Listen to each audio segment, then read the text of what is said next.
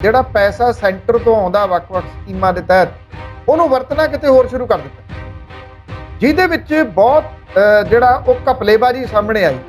ਕਿਉਂਕਿ ਉੱਥੇ ਤੋਂ ਪੈਸੇ ਸਿੱਧੇ ਦੇ ਰੂਪ ਦੇ ਵਿੱਚ ਜੇ ਕਹਿਣਾ ਹੋਵੇ ਡਾਇਰੈਕਟਲੀ ਸਟੇਟ ਫਾਰਵਰਡ ਤੋਂ ਪੈਸੇ ਖਾਣੇ ਸੀ। 1100 ਕਰੋੜ ਰੁਪਏ ਦੀ ਜਿਹੜੀ ਗ੍ਰਾਂਟ ਸੀਗੀ ਉਹ ਰੁਕ ਗਈ ਤੇ ਸੈਂਟਰ ਦੀ ਸਰਕਾਰ ਨੇ ਆਖਿਆ ਕਿ ਇਉਂ ਨਹੀਂ ਇਹ ਹੁਣ ਪੈਸੇ ਮਿਲਣੇ, ਪਹਿਲਾਂ ਤੁਹਾਨੂੰ ਪੰਜਾਬ ਪੇਂਡੂ ਵਿਕਾਸ ਐਕਟ 1987 ਜਿਹੜਾ ਉਹਦੇ ਵਿੱਚ ਸੋਧ ਕਰਨੀ ਪੈਣੀ ਹੈ।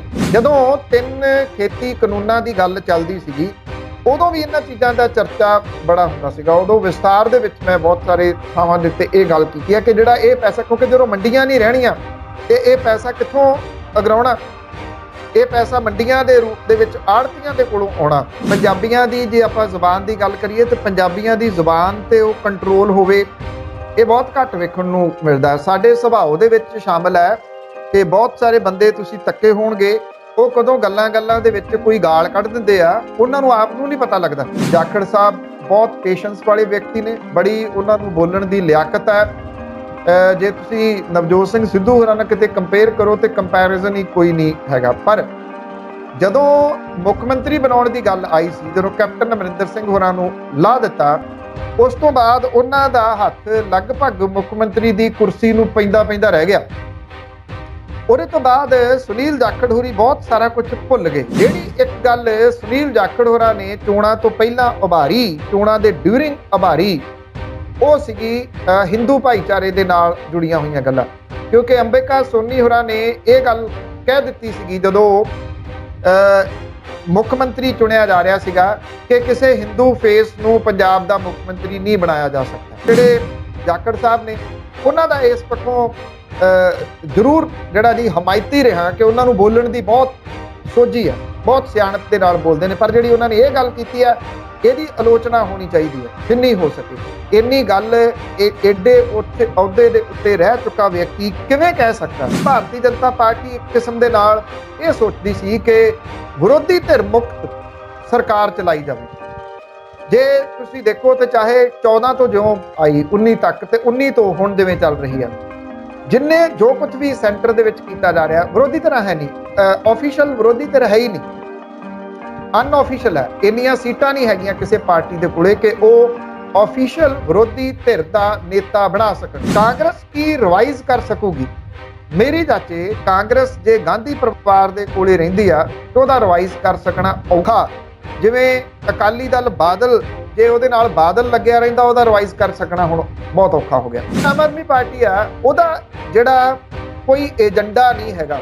ਉਹ ਕੀ ਕਰਦੇ ਆ, ਉਹਨਾਂ ਦੀ ਇੱਕ ਹਮਲਾਵਰ ਨੀਤੀ ਹੈ। ਇੱਕ ਤਾਂ ਉਹ ਰਵਾਇਤੀ ਪਾਰਟੀਆਂ ਨੂੰ ਭੰਡਦੇ ਆ ਔਰ ਉਹ ਇੱਕ ਸਵਾਲ ਖੜਾ ਕਰਦੇ ਆ ਕਿ ਇਹਨਾਂ ਨੇ 70 ਸਾਲਾਂ 72 ਸਾਲਾਂ ਦੇ ਵਿੱਚ ਕੀ ਕੀਤਾ।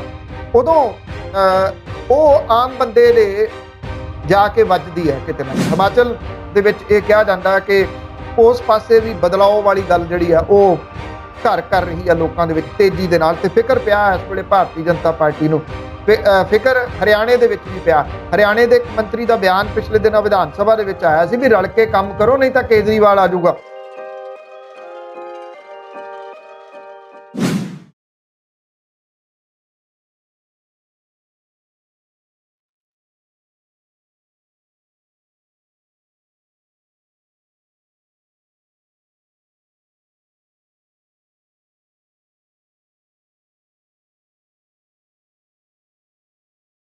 ਸਤਿ ਸ਼੍ਰੀ ਅਕਾਲ। ਪੰਜਾਬੀ ਨੈਸ਼ਨਲ ਟੀਵੀ ਦੇਖ ਰਹੇ ਦਰਸ਼ਕਾਂ ਦਾ ਸਵਾਗਤ ਕਰਦੇ ਹਾਂ। ਪ੍ਰੋਗਰਾਮ ਹੈ ਜੀ ਸੱਚੀਆਂ ਤੇ ਖਰੀਆਂ ਪੰਨੂ ਦੀਆਂ। ਇਸ ਪ੍ਰੋਗਰਾਮ ਦੇ ਵਿੱਚ ਸੀਨੀਅਰ ਪੱਤਰਕਾਰ ਬਲਤੇਜ ਪੰਨੂ ਹੋਰਾਂ ਦੇ ਨਾਲ ਅਸੀਂ ਕੁਝ ਸਿਆਸੀ ਮੁੱਦਿਆਂ ਤੇ ਗੱਲਬਾਤ ਕਰਦੇ ਹਾਂ ਤੇ ਉਹਨਾਂ ਦੇ ਵਿਚਾਰ ਜਿਹੜੇ ਆ ਉਹ ਦਰਸ਼ਕਾਂ ਦੇ ਨਾਲ ਸਾਂਝੇ ਕਰਦੇ ਹਾਂ। ਬਲਤੇਜ ਪੰਨੂ ਹੋਰੀ ਸਾਡੇ ਨਾਲ ਇਸ ਵੇਲੇ ਪ੍ਰੋਗਰਾਮ 'ਚ ਜੁੜ ਚੁੱਕੇ ਨੇ। ਸਤਿ ਸ਼੍ਰੀ ਅਕਾਲ ਪੰਨੂ ਸਾਹਿਬ, ਸਵਾਗਤ ਕਰਦੇ ਹਾਂ ਜੀ ਤੁਹਾਡਾ। ਸਤਿ ਸ਼੍ਰੀ ਅਕਾਲ ਜੀ, ਧੰਨਵਾਦ ਜੀ, ਬਹੁਤ ਮਿਹਰਬਾਨੀ। ਪੰਨੂ ਸਾਹਿਬ, ਅੱਜ ਮਾਨ ਸਰਕਾਰ ਦੀ ਕੈਬਨਿਟ ਦੀ ਮੀਟਿੰਗ ਸੀ ਤੇ ਉਹਦੇ ਵਿੱਚ ਉਹਨਾਂ ਨੇ ਫੈਸਲਾ ਲਿਆ ਕਿ ਦਿਹਾਤੀ ਵਿਕਾਸ ਐਕਟ ਦੇ ਵਿੱਚ ਸੋਧ ਕੀਤੀ ਜਾਣੀ ਹੈ। ਸਭ ਤੋਂ ਪਹਿਲਾਂ ਤੇ ਸਾਡੇ ਦਰਸ਼ਕਾਂ ਨੂੰ ਤੁਸੀਂ ਇਹ ਦੱਸੋ ਵੀ ਕਿਉਂ ਲੋੜ ਪੈ ਗਈ ਇਸ ਐਕਟ ਦੇ ਵਿੱਚ ਸੋਧ ਕਰਨ ਦੀ? ਐਕਚੁਅਲੀ ਕਿਉਂਕਿ ਬਹੁਤਾ ਕੁਝ ਨਿਰਭਰ ਆ। ਹੁਣ ਪਿਛਲੇ ਦਿਨਾਂ ਦੇ ਵਿੱਚ ਜਿਹੜੇ ਲੋਕ ਕਹਿੰਦੇ ਸੀਗੇ ਕਿ ਇਹ ਮਦਦ ਮੰਗਣ ਦੇ ਵਾਸਤੇ ਸੈਂਟਰ ਦੇ ਕੋਲੇ ਕਿਉਂ ਗਏ ਆ, ਕਿਉਂ ਉੱਥੋਂ ਫੰਡਸ ਮੰਗੇ ਗਏ। ਫੰਡ ਮੰਗਣਾ ਕਿਸੇ ਵੀ ਸੂਬੇ ਦੇ ਵਾਸਤੇ ਕੋਈ ਗੁਨਾਹ ਨਹੀਂਗਾ। ਸੂਬੇ ਫੰਡਸ ਉਗਰਾ ਕੇ ਸੈਂਟਰ ਦੀ ਸਰਕਾਰ ਨੂੰ ਦਿੰਦੇ ਆ। ਅੱਗੋਂ ਸੈਂਟਰ ਦੀ ਸਰਕਾਰ ਨੇ ਉਹ ਫੰਡਸ ਉਹਨਾਂ ਸੂਬਿਆਂ ਨੂੰ ਵਾਪਸ ਕਰਨੇ ਹੁੰਦੇ ਆ ਵੱਖੋ ਵੱਖਰੀਆਂ ਗ੍ਰਾਂਟਾਂ ਦੇ ਰੂਪ ਦੇ ਵਿੱਚ, ਚਾਹੇ ਉਹ GST ਦੇ ਰੂਪ ਦੇ ਵਿੱਚ ਨੇ, ਕਿਉਂਕਿ GST ਨੂੰ ਜਿਹੜੇ ਲੋਕ ਜਾਣਦੇ ਨੇ ਡਿਟੇਲ ਦੇ ਵਿੱਚ ਵਿਸਥਾਰ, ਉਹਨਾਂ ਨੂੰ ਇਹ ਪਤਾ ਹੈ ਕਿ GST ਤੋਂ ਪਹਿਲਾਂ ਜਿਹੜੇ ਛੋਟੇ ਛੋਟੇ ਟੈਕਸ ਸੀਗੇ ਉਹ ਸਿੱਧੇ ਰਾਜਾਂ ਦੇ ਹੱਥ ਦੇ ਵਿੱਚ ਰਹਿੰਦੇ ਸੀਗੇ। ਹੌਲੀ ਹੌਲੀ ਸੈਂਟਰ ਦੀ ਸਰਕਾਰ ਨੇ ਹਰ ਚੀਜ਼ ਨੂੰ ਆਪਣੇ ਹੱਥਾਂ ਦੇ ਵਿੱਚ ਲੈਣਾ ਸ਼ੁਰੂ ਕਰ ਦਿੱਤਾ। ਫਿਰ ਇਹ ਹੋ ਗਿਆ ਕਿ ਟੈਕਸ ਉਗਰਾਹੋ ਤੇ ਮੁੜ ਕੇ ਉਹਨੂੰ ਵਾਪਸ ਉੱਥੋਂ ਸੈਂਟਰ ਦੀ ਗੌਰਮੈਂਟ ਹੀ ਤੁਹਾਨੂੰ ਵੱਖ-ਵੱਖ ਜਿਹੜੀਆਂ ਸਕੀਮਾਂ ਨੇ ਉਹਦੇ ਤਹਿਤ ਪੇਸ਼ ਕਰੂਗੀ, ਵਾਪਸ ਦੇਊਗੀ। ਉਹਦੇ ਵਾਸਤੇ ਵੀ ਬੜਾ ਕੁਝ ਕੰਪਲੀਕੇਟਡ ਹੋ ਗਿਆ ਜਦੋਂ ਤੁਸੀਂ ਇਹਨਾਂ ਨੂੰ ਜਾਣਦੇ ਹੋ। ਕੋਈ ਹੁਣ ਇਦਾਂ ਨਹੀਂ ਹੈਗਾ ਕਿ ਇੱਕ ਸਕੀਮ ਸੈਂਟਰ ਦੀ ਆ ਗਈ, ਆ ਲਓ ਫੜੋ ਇੰਨੇ ਕਰੋੜ ਲੈ ਜਾਓ। ਪਹਿਲਾਂ ਇਹ ਹੁੰਦਾ ਸੀ ਆ ਲਓ ਫੜੋ ਇੰਨੇ ਕਰੋੜ ਲੈ ਜਾਓ। ਉਹਦੇ ਨਾਲ ਇਹ ਹੁੰਦਾ ਸੀਗਾ ਕਿ ਤੁਸੀਂ ਉਹ ਲੈਣ ਦਾ ਉਹ ਸਕੀਮਾਂ ਅਕਸਰ ਅੱਧ ਵਾਟੇ ਦਮ ਤੋੜ ਜਾਂਦੀਆਂ ਹੁੰਦੀਆਂ ਸੀਗੀਆਂ। ਪਿਛਲੇ ਸਾਲਾਂ ਤੋਂ, ਪਿਛਲੇ ਕੁਝ ਸਮਿਆਂ ਤੋਂ ਸੈਂਟਰ ਦੀਆਂ ਸਕੀਮਾਂ ਦੇ ਵਿੱਚ ਚੇਂਜਸ ਆਈਆਂ। ਹੁਣ ਜਿਸ ਸਰਕਾਰ ਦੇ ਕੋਲੇ ਟੀਮ ਹੈ, ਐਕਸਪਰਟ ਟੀਮ, ਉਹ ਜ਼ਿਆਦਾ ਜਿਹੜੀਆਂ ਗ੍ਰਾਂਟਾਂ ਉਹ ਕੇਂਦਰ ਦੀ ਸਰਕਾਰ ਤੋਂ ਲੈ ਆਉਂਦਾ, ਉਹਦੀਆਂ ਸਕੀਮਾਂ ਦੇ ਤਹਿਤ ਲੈ ਆਉਂਦਾ। ਇੱਦਾਂ ਨਹੀਂ ਹੈਗਾ ਕਿ ਤੁਸੀਂ ਗਏ ਤੇ ਗ੍ਰਾਂਟ ਲੈ ਆਂਦੀ। ਕੁਝ ਇਸ ਤਰ੍ਹਾਂ ਦੀਆਂ ਸਕੀਮਾਂ ਨੇ ਜਿਹਦੇ ਵਿੱਚ 1 ਰੁਪਈਆ ਖਰਚ ਹੋਣਾ, ਉਹਦੇ ਵਿੱਚੋਂ 30 ਪੈਸੇ ਸੈਂਟਰ ਦੇਊਗਾ, 70 ਪੈਸੇ ਤੁਸੀਂ ਪਾਓਗੇ। 70 ਪੈਸੇ ਸੈਂਟਰ ਦੇਊਗਾ, 30 ਪੈਸੇ ਤੁਸੀਂ ਪਾਓਗੇ। ਮਤਲਬ ਕਿ ਹਰ ਡਿਫਰੈਂਟ ਸਕੀਮ ਦੇ ਉੱਤੇ ਡਿਫਰੈਂਟ ਉਹਦੀ ਇੱਕ ਕੈਟਾਗਰੀ ਹੈ। ਉਸ ਕੈਟਾਗਰੀ ਦੇ ਤਹਿਤ ਸੂਬੇ ਆਉਂਦੇ ਨੇ, ਉੱਥੋਂ ਜਿਹੜੇ ਉਹ ਪੈਸੇ ਲੈਣੇ ਹੁਣ ਇੰਨੇ ਸੌਖੇ ਨਹੀਂ ਰਹਿ ਗਏ।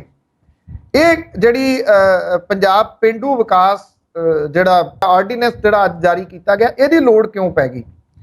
ਹੋਇਆ ਇਹ ਆ ਕਿ ਖਾਸ ਤੌਰ ਦੇ ਉੱਤੇ ਪ੍ਰਕਾਸ਼ ਸਿੰਘ ਬਾਦਲ ਹੋਰਾਂ ਦੇ 97 ਵਾਲੇ ਰਾਜ ਤੋਂ ਬਾਅਦ ਉਹਨਾਂ ਨੇ ਇੱਕ ਪ੍ਰੋਗਰਾਮ ਸ਼ੁਰੂ ਕੀਤਾ, ਸੰਗਤ ਦਰਸ਼ਨ।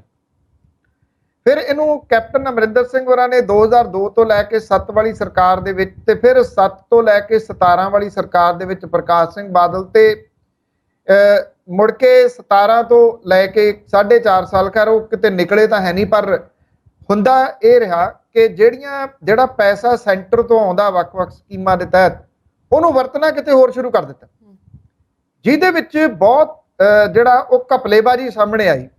ਕਿਉਂਕਿ ਉੱਥੇ ਜੋ ਪੈਸੇ ਸਿੱਧੇ ਦੇ ਰੂਪ ਦੇ ਵਿੱਚ ਜੇ ਕਹਿਣਾ ਹੋਵੇ ਡਾਇਰੈਕਟਲੀ ਸਟੇਟ ਫਾਰਵਰਡ ਤੋਂ ਪੈਸੇ ਖਾਣੇ ਸੀ, ਜੇ ਸਕੀਮਾਂ ਦੇ ਵਿੱਚ ਲੱਗਦੇ ਆ ਤਾਂ ਉੱਥੇ ਖਾਣੇ ਥੋੜੇ ਜਿਹੇ ਔਖੇ ਆ, ਉਹ ਖਾਣੇ ਸੌਖੇ ਨੇ। ਜਿਵੇਂ ਹੁਣ ਜਿਹੜੇ SC ਵਿਦਿਆਰਥੀ ਨੇ, ਉਹਨਾਂ ਦੇ ਵਜ਼ੀਫੇ ਵਾਲਾ ਜਿਹੜਾ ਜੀ ਉਹ ਘਪਲਾ ਕੀ ਆ ਸਭ ਨੂੰ ਪਤਾ। ਉਹ ਘਪਲਾ ਕਿਹੜੇ ਤਰੀਕੇ ਦੇ ਨਾਲ ਉਹ ਚੱਲਦਾ ਹੋਇਆ, ਸਾਧੂ ਸਿੰਘ ਧਰਮਸੋਤ ਦਾ ਨਾਮ ਉਹਦੇ ਵਿੱਚ ਬੋਲਦਾ। ਜਿਹੜੇ ਪੇਂਡੂ ਵਿਕਾਸ ਦੇ ਵਾਸਤੇ ਪੈਸੇ ਆਉਂਦੇ ਸੀਗੇ, ਇਹ ਪੈਸੇ ਕਿਹੜੇ ਆ? ਜਿਹੜਾ ਟੈਕਸ ਉਗਰਾਇਆ ਜਾਂਦਾ, ਜਿਹੜਾ ਕਿਸਾਨ ਨੂੰ ਨਹੀਂ ਪੈਂਦਾ, ਇਹ ਟੈਕਸ ਆੜਤੀਆਂ ਨੂੰ ਪੈਂਦਾ ਜਿਹੜੀਆਂ ਫਸਲਾਂ ਦੇ ਰੂਪ ਦੇ ਵਿੱਚ, ਉਹ ਸੈਂਟਰ ਕੋਲੇ ਜਾਂਦਾ। ਫਿਰ ਉਹ ਪੈਸਾ ਪੇਂਡੂ ਵਿਕਾਸ ਦੇ ਤਹਿਤ ਵਾਪਸ ਆਉਂਦਾ। ਪਿਛਲੇ ਦਿਨੀ ਸੈਂਟਰ ਦੀ ਸਰਕਾਰ ਨੇ ਜਿਹੜੇ ਇਹ ਪੈਸਾ ਆਉਣਾ ਸੀ 1100 ਕਰੋੜ ਰੁਪਈਆ, ਉਹ ਰੋਕ ਲਿਆ। ਇਹ ਆਖਿਆ ਕਿ ਪਿਛਲਾ ਹਿਸਾਬ ਕਿਤਾਬ ਇਹ ਦਿਓ, ਇਹ ਪੈਸਾ ਤੁਸੀਂ ਕਿੱਥੇ ਲਾਇਆ? ਕਿਉਂਕਿ ਜਦੋਂ ਕੈਪਟਨ ਅਮਰਿੰਦਰ ਸਿੰਘ ਦੀ ਸਰਕਾਰ ਸੀ, ਉਦੋਂ ਸੈਂਟਰ ਦੇ ਵਿੱਚ ਜਿਹੜੀ ਸਰਕਾਰ ਆ ਚੁੱਕੀ ਹੋਈ ਸੀਗੀ ਨਰਿੰਦਰ ਮੋਦੀ ਹੋਰਾਂ ਵਾਲੀ, ਉਹਨਾਂ ਨੇ ਇਹਦੇ ਵਿੱਚ ਸੋਧ ਕਰਨ ਦੇ ਵਾਸਤੇ ਆਖਿਆ ਸੀ। ਉਹ ਕਹਿੰਦੇ ਹਾਂ ਠੀਕ ਹੈ, ਕੋਈ ਗੱਲ ਨਹੀਂ, ਅਸੀਂ ਸੋਧ ਕਰ ਲਾਂਗੇ, ਤੁਸੀਂ ਪੈਸੇ ਜਾਰੀ ਕਰੋ। ਪੈਸੇ ਜਾਰੀ ਕਰਵਾ ਲਏ ਔਰ ਪੈਸੇ ਜਾਰੀ ਕਰਵਾਉਂਦੇ ਰਹੇ, ਕਿਉਂਕਿ ਸੈਂਟਰ ਦੀ ਸਰਕਾਰ ਦੇ ਨਾਲ ਭਾਜਪਾ ਦੇ ਨਾਲ ਉਹਨਾਂ ਦੀ ਠੀਕ ਠਾਕ ਸੀ, ਵਧੀਆ ਸੀਗੀ। ਇਸ ਕਰਕੇ ਨਾ ਮੁੜ ਕੇ ਸੈਂਟਰ ਨੇ ਪੁੱਛਿਆ ਵੀ ਉਹਦੇ ਵਿੱਚ ਸੋਧ ਕਰਵਾਉਣੀ ਹੈ, ਨਾ ਕੈਪਟਨ ਅਮਰਿੰਦਰ ਸਿੰਘ ਹੋਰਾਂ ਨੇ ਸੋਧ ਉਹਦੇ ਵਿੱਚ ਕੀਤੀ। ਜੇ ਪਹਿਲਾਂ ਜਿਹੜੀ ਅਕਾਲੀ ਭਾਜਪਾ ਸਰਕਾਰ ਸੀ, ਉਹ ਇਹ ਪੈਸੇ ਜਿਹੜੇ ਸੰਗਤ ਦਰਸ਼ਨ ਦੇ ਰੂਪ ਦੇ ਵਿੱਚ ਉਡਾਈ ਜਾਂਦੀ ਸੀਗੀ, ਤੇ ਬਾਅਦ ਵਾਲੀ ਜਿਹੜੀ ਸਰਕਾਰ ਸੀਗੀ ਉਹਨੇ ਹੋਰ ਹੀ ਪਾਸੇ ਇਸ ਪੈਸੇ ਨੂੰ ਲਾਉਣਾ ਸ਼ੁਰੂ ਕਰਤਾ। ਕਿਤੇ ਜਿਹੜੇ ਖਾਸ ਤੌਰ ਦੇ ਉੱਤੇ ਜਿੱਥੇ ਵਰਤਿਆ ਗਿਆ ਇਹ ਪੈਸਾ, ਉਹ ਸੀਗਾ ਜਿਹੜਾ ਕਿਸਾਨਾਂ ਦਾ ਤੇ ਮਜ਼ਦੂਰਾਂ ਦਾ ਕਰਜ਼ਾ ਲਾਉਣ ਦੀ ਸਕੀਮ ਤੋਰੀ ਸੀ। ਉਧਰ ਇਹ ਪੈਸਾ ਸਹੀ ਪੁੱਛੋ ਉਧਰ ਲੱਗ ਨਹੀਂ ਸਕਦਾ। ਜਿਹੜੀ ਚੀਜ਼ ਦੇ ਤਹਿਤ ਆਇਆ ਉੱਥੇ ਹੀ ਉਹ ਪੈਸਾ ਲੱਗਣਾ। ਜਦੋਂ ਹੁਣ 1100 ਕਰੋੜ ਰੁਪਏ ਦੀ ਜਿਹੜੀ ਗ੍ਰਾਂਟ ਸੀਗੀ ਉਹ ਰੁਕ ਗਈ, ਤੇ ਸੈਂਟਰ ਦੀ ਸਰਕਾਰ ਨੇ ਆਖਿਆ ਕਿ ਇਉਂ ਨਹੀਂ ਇਹ ਹੁਣ ਪੈਸੇ ਮਿਲਣੇ, ਪਹਿਲਾਂ ਤੁਹਾਨੂੰ ਪੰਜਾਬ ਪੇਂਡੂ ਵਿਕਾਸ ਐਕਟ 1987 ਜਿਹੜਾ ਉਹਦੇ ਵਿੱਚ ਸੋਧ ਕਰਨੀ ਪੈਣੀ ਹੈ। ਔਰ ਅੱਜ ਮੰਤਰੀ ਮੰਡਲ ਦੀ ਮੀਟਿੰਗ ਹੋਈ, ਇਹਦੇ ਵਿੱਚ ਜਿਹੜਾ ਇਹ ਪੰਜਾਬ ਪੇਂਡੂ ਵਿਕਾਸ ਐਕਟ 1987 ਸੀ, ਇਹਦੇ ਵਿੱਚ ਸੋਧ ਕੀਤੀ ਗਈ ਔਰ ਇਹ ਪੰਜਾਬ ਪੇਂਡੂ ਵਿਕਾਸ ਸੋਧ ਆਰਡੀਨੈਂਸ 2022 ਨੂੰ ਪ੍ਰਵਾਨਗੀ ਦੇ ਦਿੱਤੀ ਗਈ। ਜਦੋਂ ਆਰਡੀਨੈਂਸ ਜਾਰੀ ਹੋ ਜਾਂਦਾ ਤੇ ਟਿਲ ਜਦੋਂ ਤੱਕ ਵਿਧਾਨ ਸਭਾ ਦਾ ਸੈਸ਼ਨ ਨਹੀਂ ਹੁੰਦਾ ਉਹਦੇ ਵਿੱਚ ਇਹਨੂੰ ਪਾਸ ਕੀਤਾ ਜਾਊਗਾ, ਉਦੋਂ ਤੱਕ ਇਹ ਆਰਡੀਨੈਂਸ ਦੇ ਰੂਪ ਦੇ ਵਿੱਚ ਕੰਮ ਕਰੂਗਾ। ਜਦੋਂ ਆਰਡੀਨੈਂਸ ਦੇ ਰੂਪ ਦੇ ਵਿੱਚ ਕੰਮ ਕਰੂਗਾ ਤਾਂ ਜਿਹੜੀ ਰੁਕੀ ਹੋਈ ਗ੍ਰਾਂਟ ਹੈ ਉਹ ਵਾਪਸ ਮਿਲ ਜੂਗੀ, ਮਤਲਬ ਕਿ ਉਹ ਸ਼ੁਰੂ ਹੋ ਜੂਗੀ। ਇਹ ਜਿਹੜਾ ਪੈਸਾ ਹੈ ਇਹ ਕਿੱਥੇ ਲੱਗਦਾ? ਜਦੋਂ 3 ਖੇਤੀ ਕਾਨੂੰਨਾਂ ਦੀ ਗੱਲ ਚੱਲਦੀ ਸੀਗੀ ਉਦੋਂ ਵੀ ਇਹਨਾਂ ਚੀਜ਼ਾਂ ਦਾ ਚਰਚਾ ਬੜਾ ਹੁੰਦਾ ਸੀਗਾ। ਉਦੋਂ ਵਿਸਤਾਰ ਦੇ ਵਿੱਚ ਮੈਂ ਬਹੁਤ ਸਾਰੇ ਥਾਵਾਂ ਦੇ ਉੱਤੇ ਇਹ ਗੱਲ ਕੀਤੀ ਹੈ ਕਿ ਜਿਹੜਾ ਇਹ ਪੈਸਾ, ਕਿਉਂਕਿ ਜਦੋਂ ਮੰਡੀਆਂ ਨਹੀਂ ਰਹਿਣੀਆਂ ਤੇ ਇਹ ਪੈਸਾ ਕਿੱਥੋਂ ਅਗਰਾਉਣਾ? ਇਹ ਪੈਸਾ ਮੰਡੀਆਂ ਦੇ ਰੂਪ ਦੇ ਵਿੱਚ ਆੜ੍ਹਤੀਆਂ ਦੇ ਕੋਲੋਂ ਆਉਣਾ। ਇਹਦੇ ਵਿੱਚ ਪ੍ਰਾਈਵੇਟ ਪਲੇਅਰ ਕਿਉਂ ਨਹੀਂ ਆਉਣੇ ਚਾਹੀਦੇ? ਇਹ ਉਹਦੇ ਨਾਲ ਵੀ ਜੁੜਿਆ ਹੋਇਆ ਮਸਲਾ ਹੈ, ਕਿਉਂਕਿ ਉਹ ਪੈਸੇ ਨਹੀਂ ਦੇਣਗੇ। 3 ਖੇਤੀ ਕਾਨੂੰਨਾਂ ਦੇ ਵਿੱਚ ਇਹ ਆ ਗਿਆ ਸੀਗਾ ਕਿ ਕੋਈ ਵੀ ਬੰਦਾ ਇੱਕ ਆਧਾਰ ਕਾਰਡ ਦੀ ਕਾਪੀ ਲਾਵੇ ਤੇ ਉਹ ਜਾ ਕੇ ਫਸਲ ਖਰੀਦਣੀ ਸ਼ੁਰੂ ਕਰ ਦੇ, ਕਿਉਂਕਿ ਉਹਨੂੰ ਪੈਸੇ ਦੇਣ ਦੀ ਲੋੜ ਨਹੀਂ। ਜਦੋਂ ਕਿ ਜਿਹੜਾ ਆੜ੍ਹਤੀਆ ਹੈ ਬੈਠਾ ਉਹ ਇਹਦੇ ਉੱਤੇ 3% ਜਿਹੜਾ ਉਹ ਦਿੰਦਾ। ਉਹ ਇਹ ਫੰਡ ਹੈ ਜਿਹੜਾ ਸੈਂਟਰ ਨੂੰ ਜਾਂਦਾ, ਫਿਰ ਉਹ ਪੇਂਡੂ ਵਿਕਾਸ ਫੰਡ ਦੇ ਨਾਮ ਦੇ ਹੇਠ ਵਾਪਸ ਆਉਂਦਾ। ਫਿਰ ਇਹ ਲੱਗਦਾ ਕਿੱਥੇ ਆ?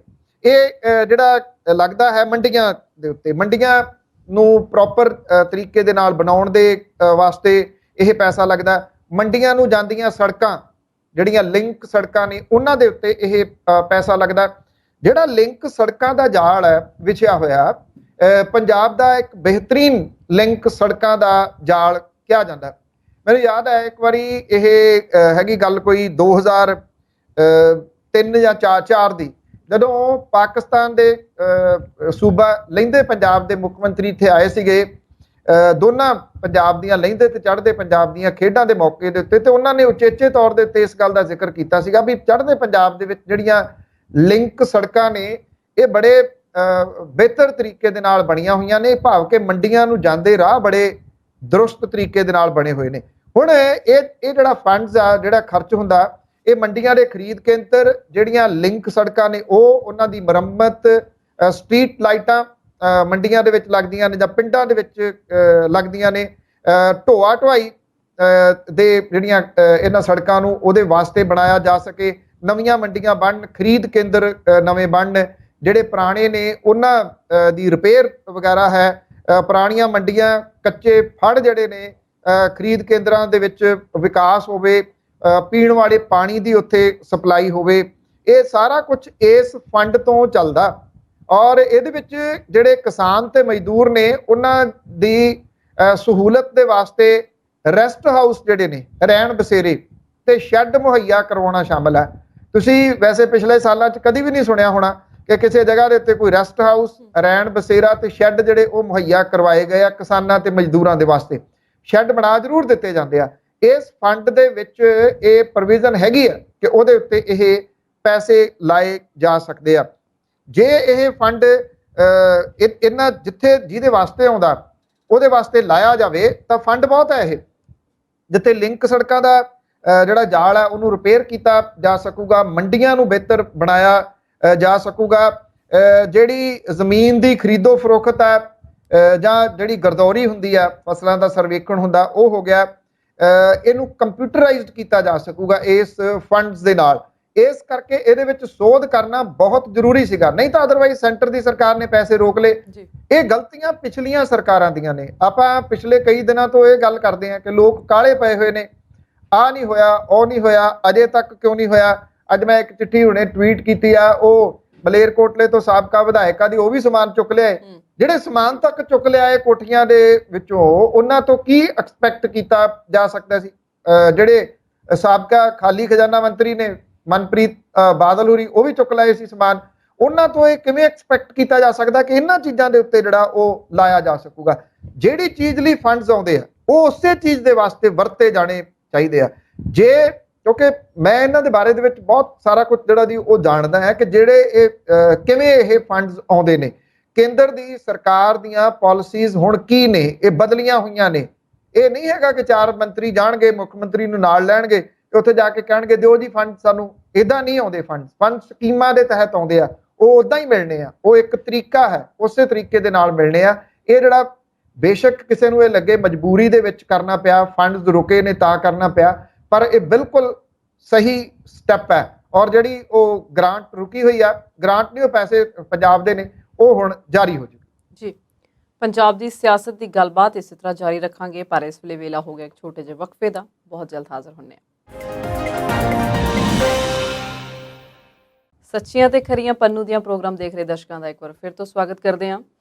ਪੰਨੂ ਸਾਹਿਬ, ਸਿਆਸਤ ਦਾ ਬੇਰਹਿਮ ਹੋਣਾ ਤੇ ਸਿਆਸਤਦਾਨਾਂ ਦਾ ਬਦਲਿਹਾਜ਼ ਹੋਣਾ ਕੋਈ ਵੱਡੀ ਗੱਲ ਨਹੀਂ ਆ। ਜੇ ਬਦਜ਼ੁਬਾਨੀ ਤੇ ਬਦਲਿਹਾਜ਼ੀ ਦੀ ਗੱਲ ਕਰੀਏ ਤੇ ਕਈ ਸਿਆਸਤਦਾਨਾਂ ਦੇ ਨਾਂ ਆਉਂਦੇ ਨੇ, ਪਰ ਅਸੀਂ ਅੱਜ ਗੱਲ ਕਰਾਂਗੇ ਸੁਨੀਲ ਜਾਖੜ ਦੀ। ਮੁਸ਼ਕਲਾਂ ਉਹਨਾਂ ਦੀਆਂ ਵੱਧ ਗਈਆਂ ਨੇ, FIR ਦਰਜ ਹੋ ਗਈ ਹੈ, ਕੀ ਕਹਿਣਾ ਚਾਹੁੰਦੇ ਹੋ? ਜਦੋਂ ਅਕਸਰ ਕੋਈ ਗਲਤ ਭਾਸ਼ਾ ਦਾ ਇਸਤੇਮਾਲ ਕਰਦਾ ਨਾ, ਤੇ ਇਹ ਸਿਆਸਤਦਾਨਾਂ ਦੇ ਵਿੱਚ ਇੱਕ ਗੱਲ ਆਖੀ ਜਾਂਦੀ ਆ ਕਿ ਇਹ ਪਾਰਲੀਮਾਨੀ ਲੈਂਗੁਏਜ ਨਹੀਂ ਗੀ ਜਿਹੜੀ ਤੁਸੀਂ ਬੋਲ ਰਹੇ ਹੋ। ਇਹ ਅਕਸਰ ਤੁਸੀਂ ਸੁਣਿਆ ਹੋਊਗਾ, ਔਰ ਇਹ ਸਿਆਸਤਦਾਨਾਂ ਦੇ ਵਿੱਚ ਹੀ ਵਰਤਿਆ ਜਾਂਦਾ ਲਫ਼ਜ਼ ਹੈ। ਆਮ ਜਿਹੜਾ ਸਿਵਿਲੀਅਨ ਆ ਉਹਦੇ ਵਿੱਚ ਨਹੀਂ। ਸ਼ਾਇਦ ਜਿਹੜਾ ਸਿਵਿਲੀਅਨ ਆ ਉਹ ਆਪਣੀ ਭਾਸ਼ਾ ਦੇ ਉੱਤੇ ਜ਼ਿਆਦਾ ਕੰਟਰੋਲ ਰੱਖਦਾ ਇਹਨਾਂ ਤੋਂ। ਉਂਝ ਵੈਸੇ ਪੰਜਾਬੀਆਂ ਦੀ ਜੇ ਆਪਾਂ ਜ਼ੁਬਾਨ ਦੀ ਗੱਲ ਕਰੀਏ ਤਾਂ ਪੰਜਾਬੀਆਂ ਦੀ ਜ਼ੁਬਾਨ ਤੇ ਉਹ ਕੰਟਰੋਲ ਹੋਵੇ, ਇਹ ਬਹੁਤ ਘੱਟ ਵੇਖਣ ਨੂੰ ਮਿਲਦਾ। ਸਾਡੇ ਸੁਭਾਅ ਦੇ ਵਿੱਚ ਸ਼ਾਮਲ ਹੈ ਕਿ ਬਹੁਤ ਸਾਰੇ ਬੰਦੇ ਤੁਸੀਂ ਤੱਕੇ ਹੋਣਗੇ, ਉਹ ਕਦੋਂ ਗੱਲਾਂ ਦੇ ਵਿੱਚ ਕੋਈ ਗਾਲ ਕੱਢ ਦਿੰਦੇ ਆ, ਉਹਨਾਂ ਨੂੰ ਆਪ ਨੂੰ ਨਹੀਂ ਪਤਾ ਲੱਗਦਾ, ਔਰ ਉਹਨਾਂ ਦੇ ਇਸ ਸੁਭਾਅ ਦੇ ਵਿੱਚ ਸ਼ਾਮਲ ਹੋ ਜਾਂਦਾ। ਇੱਕ ਗੱਲ ਕਰਨਗੇ 3 ਗਾਲਾਂ ਕੱਢਣਗੇ, ਔਰ ਇਹ ਅਕਸਰ ਆਪਾਂ ਦੇਖਿਆ ਹੋਣਾ ਜੀ। ਔਰ ਗੱਲਾਂ ਉਹ ਗਾਲਾਂ ਕੱਢਦੇ ਨੇ ਜਿਹੜੇ ਲੋਕ ਬਹੁਤ ਗੱਲ ਕਰਦੇ ਆ ਕਿ ਸਾਡੀ ਇਹ ਮਾਂ ਬੋਲੀ ਹੈ, ਅਸੀਂ ਇਹਦੇ ਵਿੱਚ ਕੀ ਬੋਲਣਾ ਕੀ ਨਹੀਂ ਬੋਲਣਾ, ਉਹ ਅਕਸਰ ਤੁਸੀਂ ਗਾਲ ਕੱਢਦੇ ਉਹਨਾਂ ਨੂੰ ਦੇਖੋਗੇ। ਗਾਲਾਂ ਵੀ ਮੈਂ ਜਿਵੇਂ ਕਿਹਾ ਕਿ ਉਹਨਾਂ ਨੂੰ ਵੀ ਨਹੀਂ ਪਤਾ ਲੱਗਦਾ ਕਿ ਅਸੀਂ ਕਦੋਂ ਗਾਲ ਕੱਢ ਜਾਂਦੇ ਹਾਂ। ਚਲੋ ਉਹ ਤਾਂ ਆਮ ਬੰਦਿਆਂ ਦੀ ਗੱਲ ਹੈ। ਜਦੋਂ ਕੋਈ ਕਿਸੇ ਰੁਤਬੇ ਦੇ ਉੱਤੇ ਬੈਠਾ, ਕਿਸੇ ਚੇਅਰ ਦੇ ਉੱਤੇ ਬੈਠਾ, ਉਹਨੂੰ ਜਾਣਨ ਵਾਲੇ ਬਹੁਤ ਲੋਕ ਨੇ, ਉਹ ਇੱਕ ਪਬਲਿਕ ਫਿਗਰ ਹੈ, ਫਿਰ ਉਹਦੀ ਰਿਸਪੌਂਸਿਬਿਲਿਟੀ ਬਹੁਤ ਜ਼ਿਆਦਾ ਬਣ ਜਾਂਦੀ ਹੈ, ਦੁੱਗਣੀ ਤਿੱਗਣੀ ਹੋ ਜਾਂਦੀ ਹੈ ਕਿ ਉਹਨੇ ਕੀ ਬੋਲਣਾ, ਉਹਨੇ ਕੀ ਕਹਿਣਾ। ਉਂਝ ਵੈਸੇ ਅੱਜ ਦੇ ਯੁੱਗ ਦੇ ਵਿੱਚ ਜਦੋਂ ਸੋਸ਼ਲ ਮੀਡੀਆ ਬਹੁਤ ਹੈ ਤੇ ਜਿੰਨੇ ਪੰਗੇ ਹਰੇਕ ਬੰਦੇ ਨੇ ਪਾਏ ਹੋਏ ਨੇ, ਉਹ ਚਾਹੇ ਕੋਈ ਸੋਸ਼ਲ ਮੀਡੀਆ ਦੀ ਸਾਈਟ ਹੋਵੇ ਉਹਦੇ ਉੱਤੇ ਉਹਦਾ ਅਕਾਊਂਟ ਹੈ, ਚਾਹੇ ਉਹ WhatsApp ਦੇ ਉੱਤੇ ਅਕਾਊਂਟ ਹੈ, ਚਾਹੇ ਜਿੰਨੇ ਵੀ ਨੇ, ਇੰਸਟਾਗ੍ਰਾਮ ਹੋ ਗਿਆ, ਜਿੰਨੇ ਜ਼ਿਆਦਾ ਪੰਗੇ ਉਨੀ ਜ਼ਿਆਦਾ ਜਿਹੜੀ ਉਹ ਮੁਸ਼ਕਲ ਉਹਦੇ ਉੱਤੇ। ਇੱਕ ਕਿਸਮ ਦੇ ਨਾਲ ਜੇ ਤੁਸੀਂ ਨੋਨ ਪਰਸਨੈਲਿਟੀ ਹੋ, ਜੇ ਤੁਹਾਨੂੰ ਕੁਝ ਲੋਕ ਜਾਣਦੇ ਆ, ਤੇ ਇਹਦਾ ਮਤਲਬ ਇਹ ਕਿ ਉਨੇ ਜ਼ਿਆਦਾ ਤੁਹਾਡੇ ਲਈ ਗੱਫੇ। ਫਿਰ ਉਹਦੇ ਵਿੱਚੋਂ ਤੁਹਾਨੂੰ ਪੇਸ਼ੈਂਸ ਰੱਖ ਕੇ ਅੱਗੇ ਲੰਘਣਾ ਬੜਾ ਔਖਾ ਹੋ ਜਾਂਦਾ। ਜਿਹੜਾ ਉਹ ਪੇਸ਼ੈਂਸ ਰੱਖ ਗਿਆ ਉਹ ਫਿਰ ਅੱਗੇ ਚਲੇ ਗਿਆ। ਸੁਨੀਲ ਜਾਖੜ ਹੋਰਾਂ ਦਾ ਨਾਮ ਇੱਕ ਪੇਸ਼ੈਂਸ ਵਾਲੇ ਵਿਅਕਤੀ ਦੇ ਵਜੋਂ ਜਾਣਿਆ ਜਾਂਦਾ। ਮੈਂ ਉਹਨਾਂ ਦੀਆਂ ਕਈ ਇੰਟਰਵਿਊਜ਼ ਕੀਤੀਆਂ ਨੇ। ਮੈਂ ਨਿੱਜੀ ਤਜਰਬੇ ਦੇ ਨਾਲ ਕਹਿ ਸਕਦਾ ਹਾਂ ਕਿ ਜਾਖੜ ਸਾਹਿਬ ਬਹੁਤ ਪੇਸ਼ੈਂਸ ਵਾਲੇ ਵਿਅਕਤੀ ਨੇ, ਬੜੀ ਉਹਨਾਂ ਨੂੰ ਬੋਲਣ ਦੀ ਲਿਆਕਤ ਹੈ।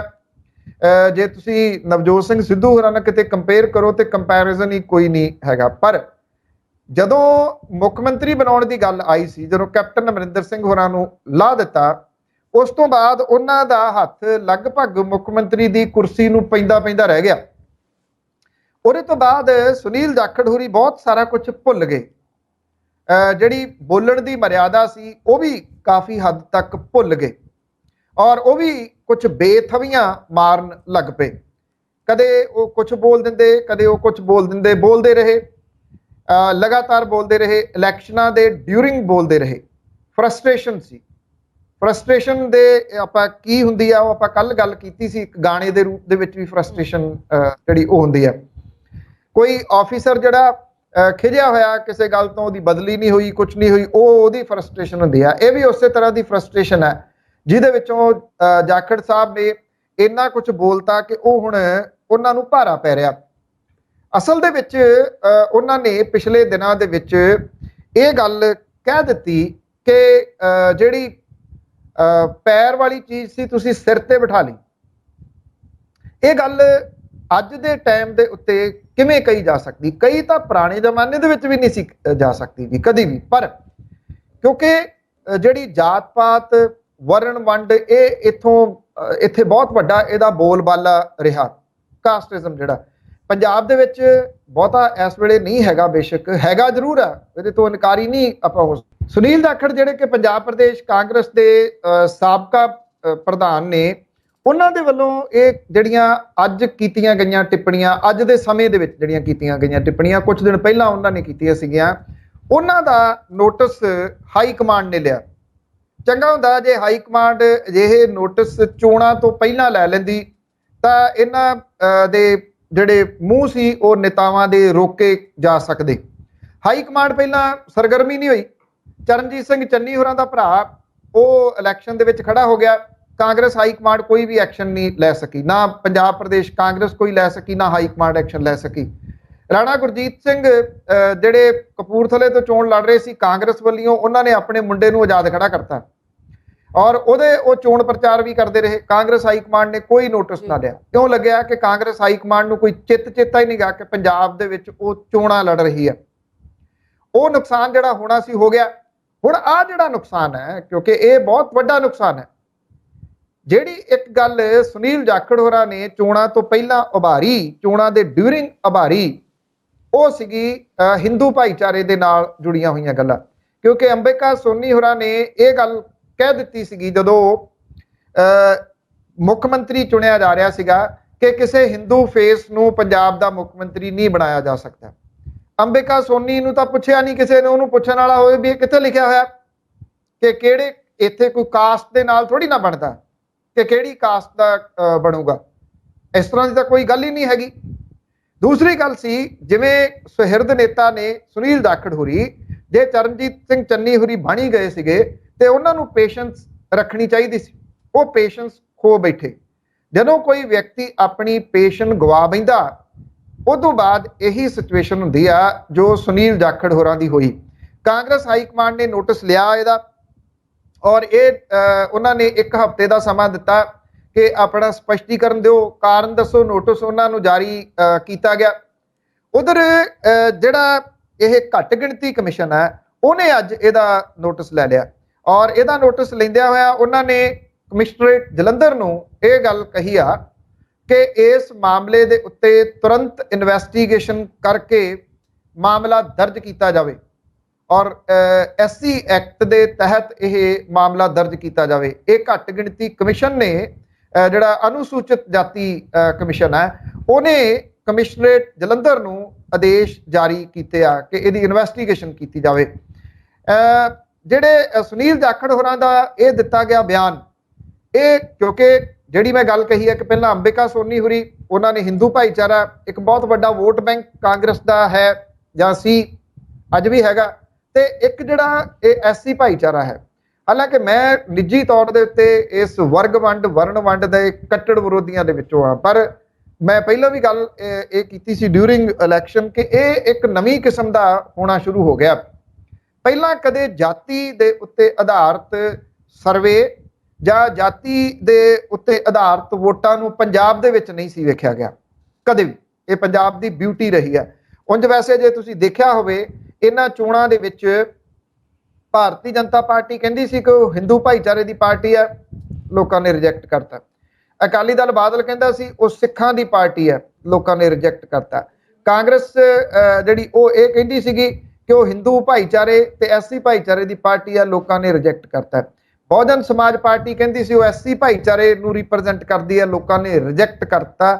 ਸਾਰੇ ਵਰਗ ਜਿਹੜੇ ਸੀ ਉਹ ਇਕੱਠੇ ਹੋ ਗਏ, ਉਹਨਾਂ ਨੇ ਇਹਨਾਂ ਸਾਰੀਆਂ ਰਵਾਇਤੀ ਪਾਰਟੀਆਂ ਨੂੰ ਰਿਜੈਕਟ ਕਰਤਾ, ਨਵਿਆਂ ਨੂੰ ਮੌਕਾ ਜਿਹੜਾ ਉਹ ਦੇ ਦਿੱਤਾ।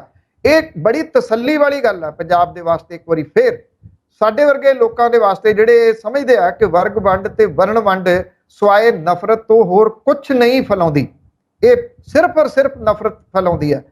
ਅੱਜ ਦੇ ਸਮੇਂ ਦੇ ਵਿੱਚ ਕਿਉਂ ਕਿਸੇ ਨੂੰ ਇੱਕ ਖਾਸ ਵਰਗ, ਖਾਸ ਵਰਣ ਦੀ ਵਜ੍ਹਾ ਦੇ ਨਾਲ ਦੇਖਿਆ ਜਾਵੇ? ਇਨਸਾਨ ਨੂੰ ਇਨਸਾਨ ਦੇ ਰੂਪ ਦੇ ਵਿੱਚ ਵੇਖਿਆ ਜਾਣਾ ਚਾਹੀਦਾ।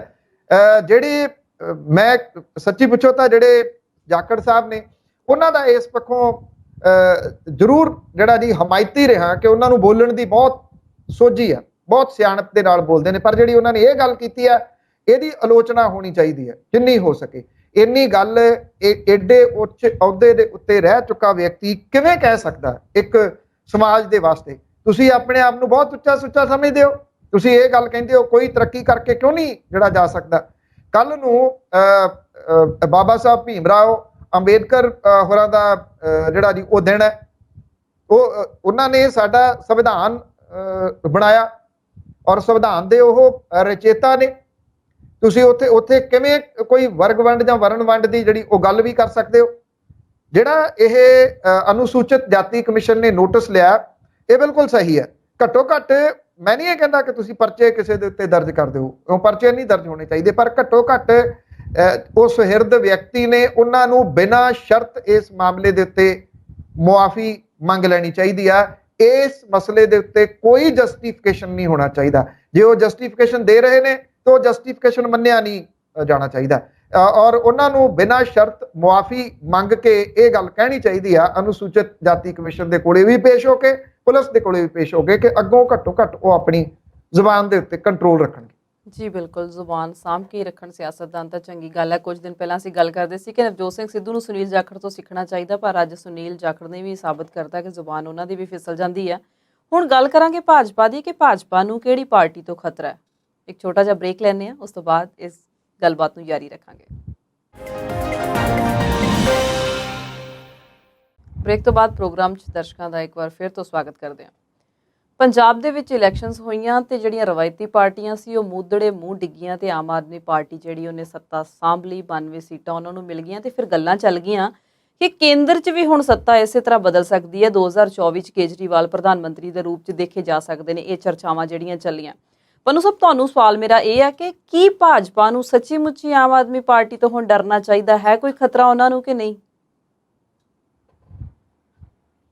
ਦੇਖੋ, ਜਦੋਂ ਭਾਜਪਾ ਆਈ ਸੈਂਟਰ ਦੇ ਵਿੱਚ ਤੇ ਉਹ ਇਹ ਗੱਲ ਬੜੀ ਪ੍ਰਚਾਰਦੇ ਰਹੇ ਕਿ ਅਸੀਂ ਕਾਂਗਰਸ ਮੁਕਤ ਮੁਲਕ ਬਣਾਉਣਾ, ਕਾਂਗਰਸ ਮੁਕਤ ਭਾਰਤ ਬਣਾਉਣਾ, ਔਰ ਬਿਨਾਂ ਕਿਸੇ ਸ਼ੱਕ ਦੇ ਉਹ ਹੌਲੀ ਹੌਲੀ ਇਸ ਮਾਮਲੇ ਦੇ ਵਿੱਚ ਸਫਲ ਵੀ ਹੁੰਦੇ ਗਏ।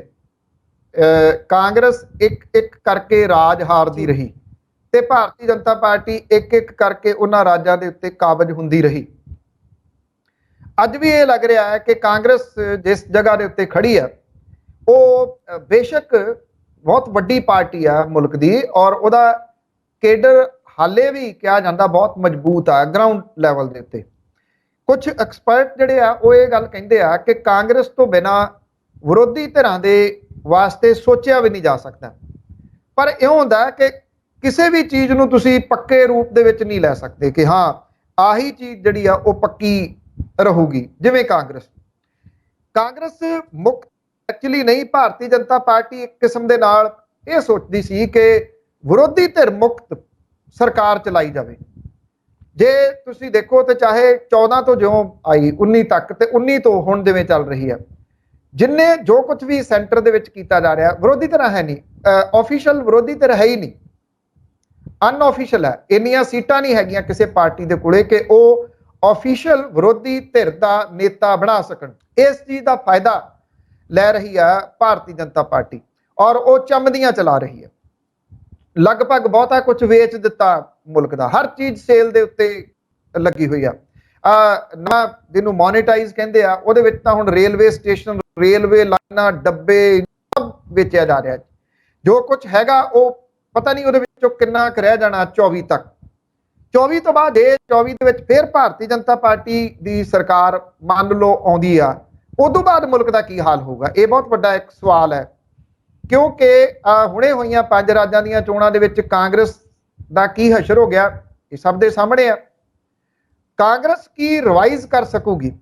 ਮੇਰੀ ਜਾਚੇ ਕਾਂਗਰਸ ਜੇ ਗਾਂਧੀ ਪਰਿਵਾਰ ਦੇ ਕੋਲੇ ਰਹਿੰਦੀ ਆ ਤਾਂ ਉਹਦਾ ਰਿਵਾਈਜ਼ ਕਰ ਸਕਣਾ ਔਖਾ।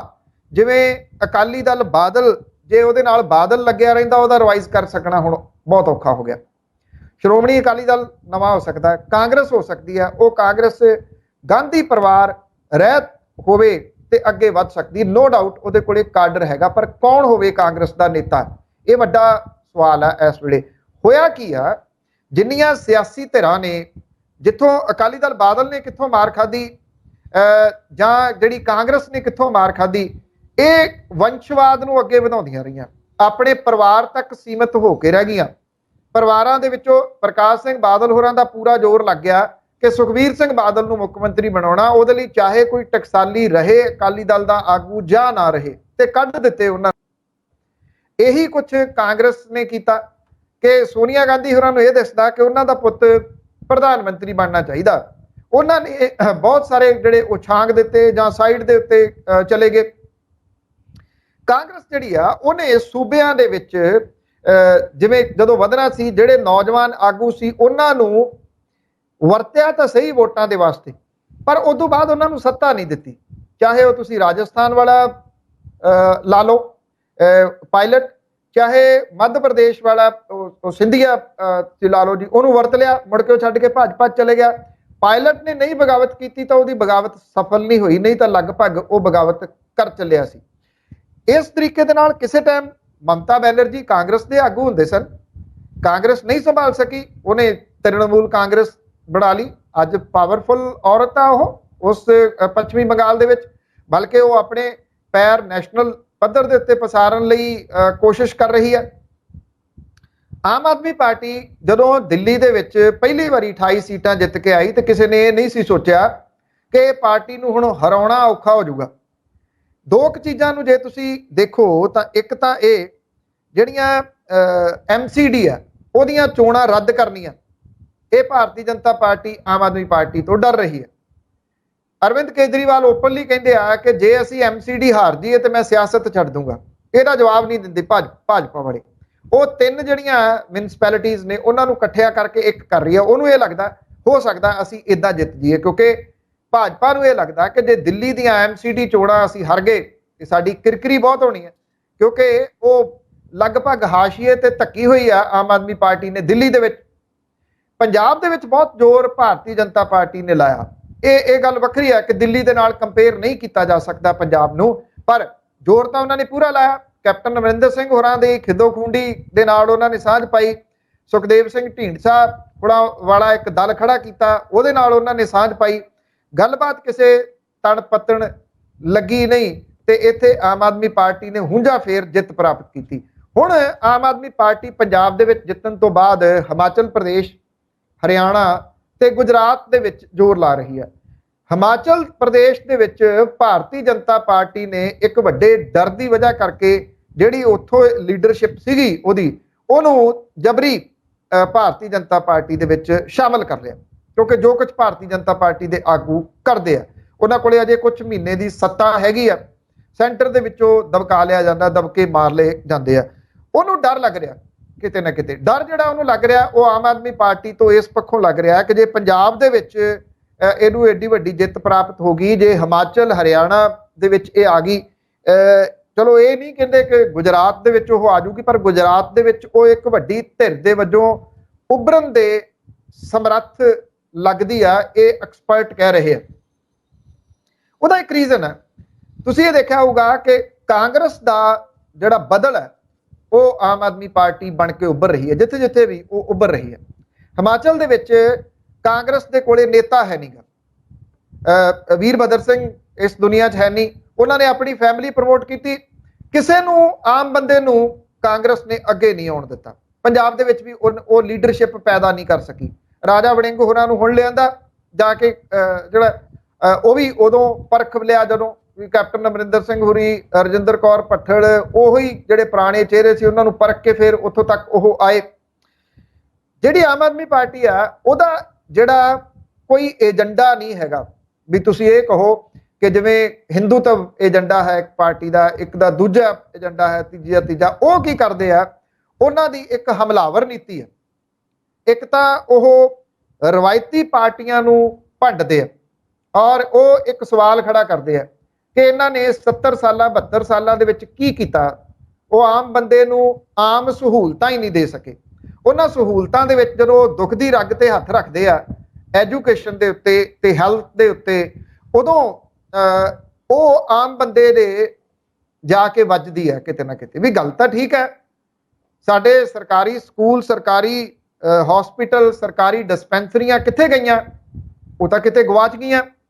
ਅੱਜ ਪ੍ਰਾਈਵੇਟ ਸਕੂਲਾਂ ਦਾ ਮੁੱਦਾ ਵੱਡੇ ਪੱਧਰ ਦੇ ਉੱਤੇ ਚੱਲਦਾ। ਕਿਉਂ ਚੱਲਦਾ? ਲੋਕ ਪ੍ਰਾਈਵੇਟ ਸਕੂਲਾਂ ਦੇ ਵਿੱਚ ਆਪਣੇ ਬੱਚਿਆਂ ਨੂੰ ਕਿਉਂ ਪੜ੍ਹਾਉਂਦੇ ਨੇ? ਪ੍ਰਾਈਵੇਟ ਸਕੂਲਾਂ ਦੇ ਵਿੱਚੋਂ, ਪ੍ਰਾਈਵੇਟ ਹਸਪੀਟਲਾਂ ਦੇ ਵਿੱਚੋਂ ਜਾ ਕੇ ਉਹ ਆਪਣਾ ਇਲਾਜ ਕਿਉਂ ਕਰਵਾਉਂਦੇ ਨੇ? ਸਰਕਾਰੀ ਹਸਪੀਟਲ ਕਿੱਥੇ ਗਏ? ਇਹਨਾਂ ਜਦੋਂ ਉਹ ਦੁੱਖ ਦੀਆਂ ਰਗ ਦੇ ਉੱਤੇ ਹੱਥ ਰੱਖਦੀ ਆ ਆਮ ਆਦਮੀ ਪਾਰਟੀ, ਤਾਂ ਉਹ ਆਮ ਬੰਦੇ ਨੂੰ ਉਹ ਗੱਲ ਸਮਝ ਆਉਂਦੀ ਹੈ। ਜਦੋਂ ਉਹ ਗੱਲ ਸਮਝ ਆਉਂਦੀ ਹੈ ਤੇ ਉਹੀ ਉਹਦੀ ਇੱਕ ਅਟੈਕਿੰਗ ਪਾਵਰ ਹੈ।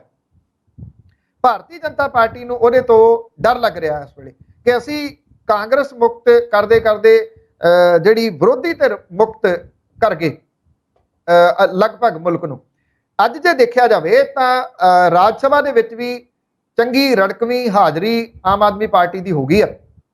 ਤੇ ਜੇ ਮੰਨ ਲਓ ਕਿਉਂਕਿ ਇੱਥੇ ਚੋਣਾਂ ਜਿਹੜੀਆਂ ਹੋਣੀਆਂ ਨੇ ਹਿਮਾਚਲ ਦੇ ਵਿੱਚ ਤੇ ਗੁਜਰਾਤ ਦੇ ਵਿੱਚ 24 ਤੋਂ ਪਹਿਲਾਂ ਹੋਣੀਆਂ ਨੇ, ਕੋਈ 8-10 ਮਹੀਨੇ ਰਹਿੰਦੇ ਆ। ਇਹ ਕਿਹਾ ਜਾਂਦਾ ਕਿ ਹਿਮਾਚਲ ਦੇ ਨਾਲ ਹੀ ਗੁਜਰਾਤ ਦੇ ਵਿੱਚ ਚੋਣਾਂ ਕਰਾਉਣ ਦੇ ਰੌਂ ਦੇ ਵਿੱਚ ਹੈ ਭਾਰਤੀ ਜਨਤਾ ਪਾਰਟੀ। ਜੇ ਇੱਥੇ ਹਾਜ਼ਰੀ ਇਹਦੀ ਤਕੜੀ ਲੱਗ ਜਾਂਦੀ ਹੈ ਹਿਮਾਚਲ ਦੇ ਵਿੱਚ, ਇਹ ਕਿਹਾ ਜਾਂਦਾ ਕਿ ਉਸ ਪਾਸੇ ਵੀ ਬਦਲਾਅ ਵਾਲੀ ਗੱਲ ਜਿਹੜੀ ਆ ਉਹ ਘਰ ਕਰ ਰਹੀ ਆ ਲੋਕਾਂ ਦੇ ਵਿੱਚ ਤੇਜ਼ੀ ਦੇ ਨਾਲ, ਤੇ ਫਿਕਰ ਪਿਆ ਇਸ ਵੇਲੇ ਭਾਰਤੀ ਜਨਤਾ ਪਾਰਟੀ ਨੂੰ। ਫਿਕਰ ਹਰਿਆਣੇ ਦੇ ਵਿੱਚ ਵੀ ਪਿਆ। ਹਰਿਆਣੇ ਦੇ ਇੱਕ ਮੰਤਰੀ ਦਾ ਬਿਆਨ ਪਿਛਲੇ ਦਿਨਾਂ ਵਿਧਾਨ ਸਭਾ ਦੇ ਵਿੱਚ ਆਇਆ ਸੀ ਵੀ ਰਲ ਕੇ ਕੰਮ ਕਰੋ ਨਹੀਂ ਤਾਂ ਕੇਜਰੀਵਾਲ ਆ ਜਾਊਗਾ। ਜੇ ਕਿ ਉਹਨੇ ਇਹ ਵੀ ਗੱਲ ਕਹੀ ਸੀ ਵੀ ਜੇ ਕੇਜਰੀਵਾਲ ਆ ਜਾਂਦਾ ਫਿਰ ਉਹ ਜਾਂਦਾ ਨਹੀਂਗਾ ਛੇਤੀ ਕੀਤਾ, ਮਤਲਬ ਕਿ ਉਹ ਪਾਰਟੀ ਜਿਹੜੀ ਕਿਉਂਕਿ ਉਹਦੇ ਨਾਂ ਦੇ ਉੱਤੇ ਹੀ ਵੋਟਾਂ ਮੰਗੀਆਂ ਜਾਂਦੀਆਂ ਨੇ। ਇਸ ਕਰਕੇ ਹਾਲਾਤ ਜਿਹੜੇ ਉਹ ਇਸ ਤਰ੍ਹਾਂ ਦੇ ਬਣ ਰਹੇ ਨੇ ਇਹਨਾਂ 2-3 ਸੂਬਿਆਂ ਦੇ ਵਿੱਚ ਕਿ ਭਾਰਤੀ ਜਨਤਾ ਪਾਰਟੀ ਡਰ ਰਹੀ ਆ ਕਿ ਕਿਤੇ ਆਮ ਆਦਮੀ ਪਾਰਟੀ ਇਹਨਾਂ ਸੂਬਿਆਂ ਦੇ ਵਿੱਚ ਆ ਗਈ ਤਾਂ ਉਹਦਾ ਪਸਾਰਾ ਮੁਲਕ ਪੱਧਰ ਦੇ ਉੱਤੇ ਹੋ ਸਕਦਾ। ਜੀ, ਸੱਚੀਆਂ ਤੇ ਖਰੀਆਂ ਪੰਨੂ ਦੀਆਂ ਪ੍ਰੋਗਰਾਮ 'ਚ ਅੱਜ ਲਈ ਬਸ ਇੰਨਾ ਹੀ। ਕੱਲ ਫਿਰ ਇਸੇ ਵੇਲੇ ਨਵੇਂ ਮੁੱਦਿਆਂ ਦੇ ਨਾਲ ਹਾਜ਼ਰੀ ਭਰਾਂਗੇ। ਪੰਨੂ ਸਾਹਿਬ, ਤੁਹਾਡਾ ਬਹੁਤ ਬਹੁਤ ਸ਼ੁਕਰੀਆ ਤੇ ਸਾਡੇ ਦਰਸ਼ਕਾਂ ਦਾ ਵੀ ਬਹੁਤ ਬਹੁਤ ਸ਼ੁਕਰੀਆ। ਥੈਂਕ ਯੂ, ਧੰਨਵਾਦ।